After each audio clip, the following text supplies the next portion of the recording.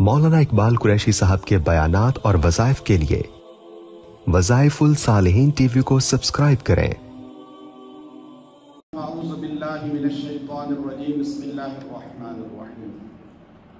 بدشگونی جو ہمارے معاشرے کا ایک بہت بڑا المیہ ہے اور حصہ بھی ہے، مرد اور خواتین چاہے وہ پاکستان کے ہوں، دنیا کے کسی بھی ملک کے ہوں، عربی ہوں، اردو ہوں، انگلش ہوں، کسی بھی زبان سے تعلق رکھتے ہوں، اکثر بدشگونی کا شکار ہو جاتے ہیں۔ ہمارے ہاں ایک خود بخود جو ہے عقیدہ پیدا ہوتا ہے کہ یہ چیز میرے لیے منحوس ہے، یہ چیز میرے لیے فائدہ مند ہے۔ یاد رکھیے، شگون لینا کسی چیز سے کہ یہ میرے لیے بہتر ہے، یہ میرے لیے غلط ہے، اس کی اسلام میں کوئی حیثیت نہیں ہے۔ شگن عربی زبان کا لفظ نہیں ہے، یہ سنسکرت کا لفظ ہے اور اسی سے بدشگون نکلا ہے۔ فال آپ کہتے ہیں، فال نکلوانا، فال نکلوائیں میری کیسی فال ہے، یہ سب اسی معنی میں آتا ہے کہ کسی چیز سے بہتری تلاش کرنا۔ عربی زبان میں اس کو یتیر کہتے ہیں یا طویر کہتے ہیں۔ عربی میں اس کو طویر اس لیے بولا جاتا ہے کہ عرب کے لوگ پرندوں سے شگون لیتے تھے۔ جب یہ سفر کرتے، صبح نکلتے گھر سے یا کسی کام کا ارادہ کرتے تو صبح صبح پرندوں کے گھونسلوں کے پاس جاتے، کھڑے ہو جاتے۔ اگر گھونسلے سے پرندہ یوں باہر نکلتا اور دائیں طرف کو اڑتا ان کے، تو وہ کہتے یہ کام کرنا چاہیے، یہ ہمارے لیے بہتر ہے۔ اگر پرندہ بائیں طرف کو اڑتا تو کہتے نہیں، یہ کام چھوڑ دو، یہ کام فائدہ مند نہیں ہے۔ پرندوں کی آوازوں سے بھی، کوا گھر پہ بولا، کبوتر آ کے بولا، مینا آ کے بولی، فاختہ، الو، اب یہ پرندوں کی آوازوں سے بھی وہ عرب کے لوگ شگون لیتے تھے، فال لیتے تھے، اور زمانہ جاہلیت سے چلا آ رہا تھا۔ اور وہی چیزیں آج ہمارے اندر موجود ہیں۔ تو عربی میں اس کو طائر بولا جاتا ہے۔ قرآن پاک کے اندر بے شمار جگہوں پہ یہ الفاظ موجود ہیں کہ جب نبیوں کی قوموں پہ حالات آتے تھے، مشکلات آتی تھی، اللہ کی طرف سے پکڑ یا عذاب آتا تھا، تو اپنے گناہوں کی طرف نظر دوڑانے کے بجائے وہ نبی کو منحوس نعوذ باللہ یا بدشگون کہہ دیتے تھے۔ یطیر بموسیٰ ومن معہ، جب بنی اسرائیل پہ عذاب آئے، قحط کا، طوفان کا، مختلف عذاب آئے، تو قوم نے اللہ سے رجوع کرنے کے بجائے کہا یطیر بموسیٰ ومن معہ۔ اب دیکھیں، یطیر، اللہ نے اس کا بیان کر دیا بدشگونی کا قرآن میں، کہ وہ قوم کہنے لگی یہ بدشگونی ہے موسیٰ پیغمبر کی اور ان کے ساتھیوں کی۔ جب سے وہ مصر میں آئے ہیں ہمارے پہ حالات شروع ہو گئے۔ اب یہ آج میں آپ کو بتاؤں گا کہ بدشگونی کو کیسے اپنے دل سے نکالا جائے۔ جب انسان بدشگونی کا شکار ہو جائے، انسان ہر بات میں فال نکالنے کا عادی بن جائے اور ہر چیز میں نحس اور سعید کی تلاش میں لگ جائے، تو قرآنی عمل ہے جس سے انسان بچ سکتا ہے بدشگونی سے۔ حضور صلی اللہ علیہ وسلم نے اس کی سختی سے نفی فرمائی جو زمانہ جاہلیت میں چلا آ رہا تھا۔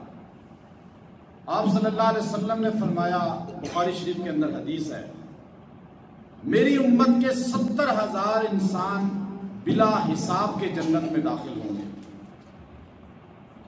فرمایا یا رسول اللہ، وہ 70,000 کون سے ہوں گے جن سے حساب ہی نہیں ہوگا؟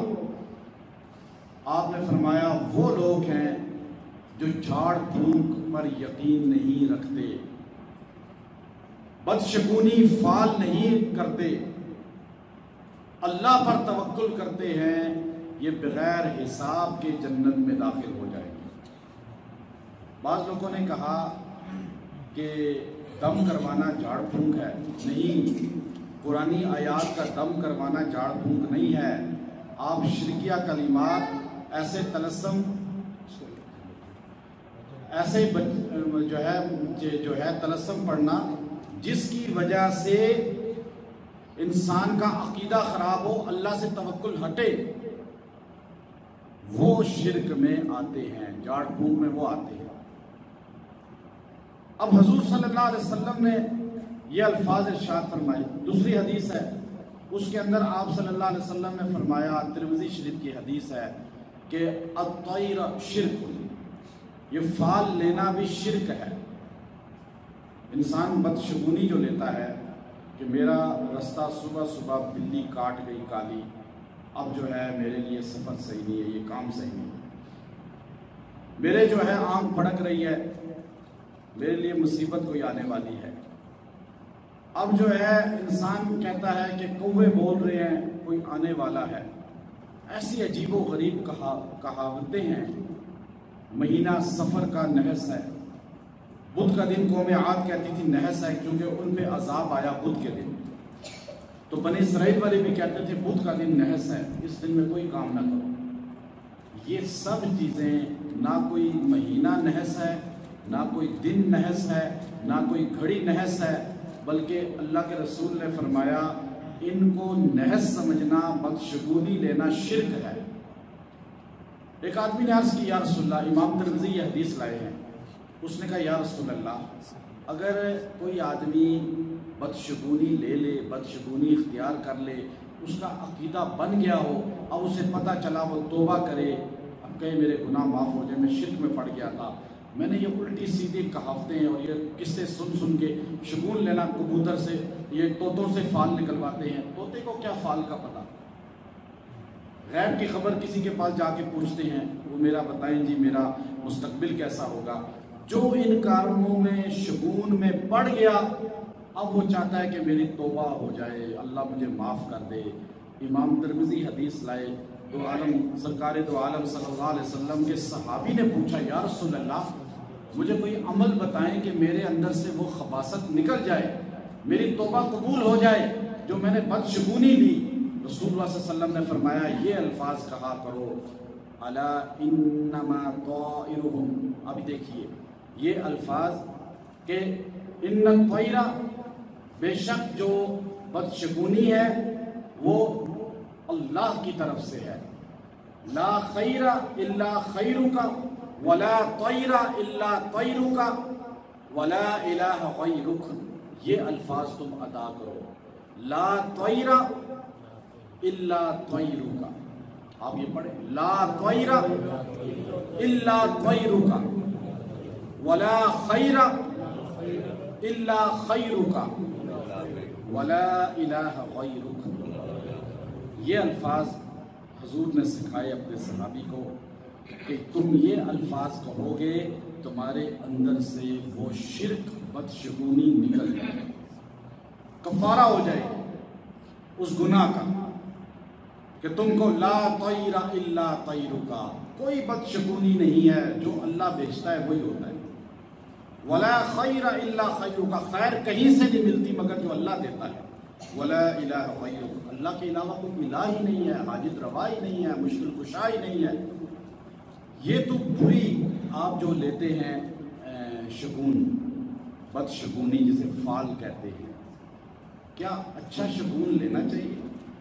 اس پر الگ حدیث ہے۔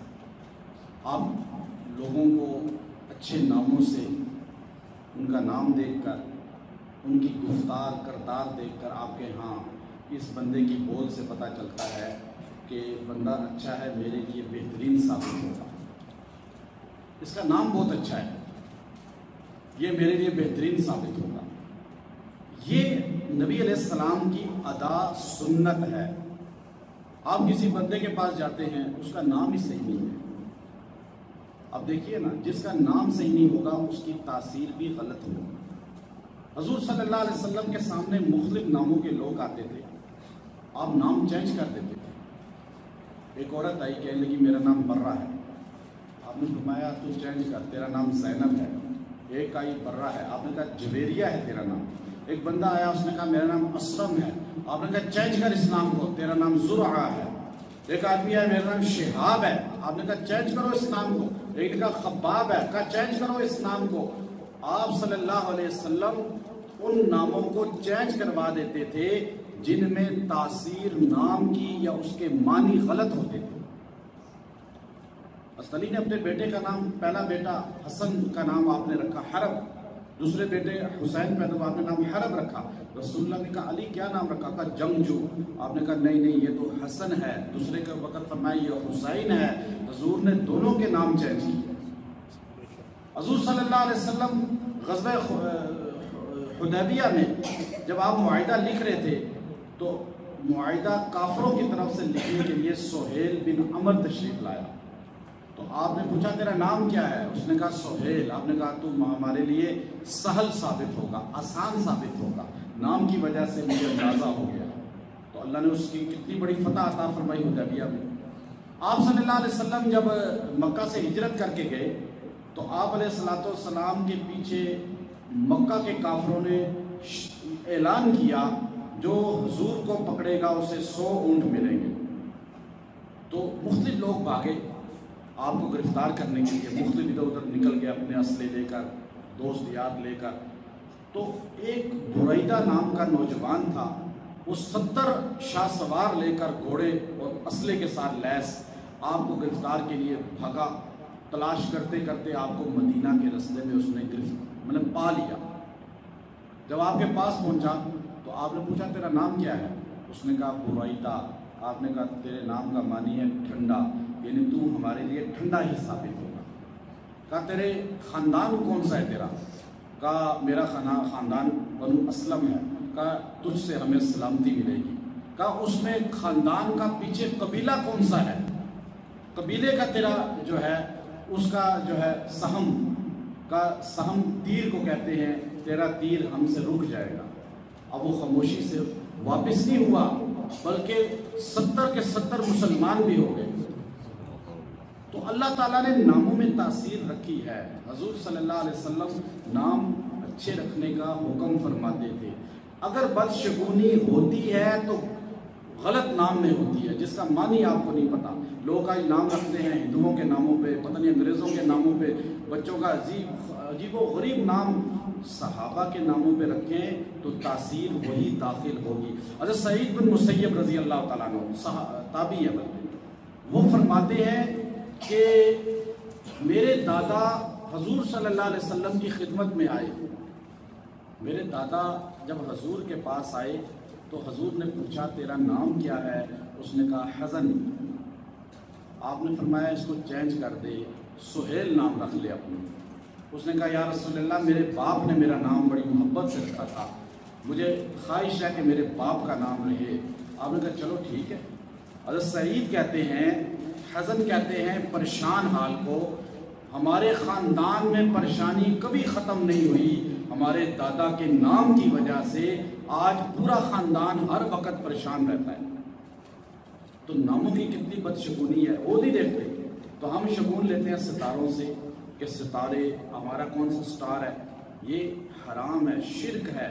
اخبار میں جو سٹار آتا ہے کوئی حال نہیں بتاتے، یہ اندازہ ہے ہندوؤں کا جو آپ کو اس کاموں میں لگا دیا۔ کبوتر، بلی اور اسی طرح جو ہے پرندوں کی آوازیں یا آم کا پھڑکنا، اس طرح لوگ جوتا لٹکا لیتے ہیں گاڑیوں پہ اور کہتے ہیں جی جھولے لال کا جوتا، یا اس طرح مختلف چیزیں، یہ سب حرام ہے، شرک ہے۔ نہ جوتے سے نحوست ٹلتی ہے، نہ جو ہے کوئی اور چیز لٹکانے سے، نہ کڑا باندھنے سے، نہ پٹا باندھنے سے، نہ ہاتھ پہ دھاگا باندھنے سے، یہ سب چیزیں شرک میں آتی ہیں۔ اب اگر آپ کے دل سے یا آپ کے بچے کے یا آپ کے خاندان کے کسی فرد کے دل میں یہ چیزیں راسخ ہو چکی ہیں، نکل نہیں رہی، اس کے لیے عمل سن لیجیے۔ آپ یہ اس بندے کو یا خود یہ وظیفہ آپ نے کرنا ہے۔ قرآن پاک کی یہ آیت ہے الا انما طائرهم عند اللہ، یہ جملہ اتنا بس آپ سارے پڑھیے، الا انما طائرهم عند اللہ۔ یہ کتنا آسان جملہ ہے، الا انما طائرهم عند اللہ۔ خبردار بے شک بدشگونی وہ ہے جو اللہ کی طرف سے آتی ہے۔ قرآن کہہ رہے ہیں تمہارے معاشرے سے کچھ نہیں ملتا، تو یہ آیت کا حصہ سورہ اعراف کا ہے، 9ویں پارے کا ہے۔ آپ اس کو 70 مرتبہ پانی پہ دم کر کے پلائیں، کھلائیں اور دعا کریں، یا اللہ میرے دل سے، فلاں کے دل سے نکال دے یہ بدشگونی، یہ شرک کی کیفیات۔ اللہ انشاءاللہ یہ چیزیں خارج کر دے گا۔ وآخر دعوانا مولانا اقبال قریشی صاحب کے بیانات اور وظائف کے لیے وظائف الصالحین ٹی وی کو سبسکرائب کریں۔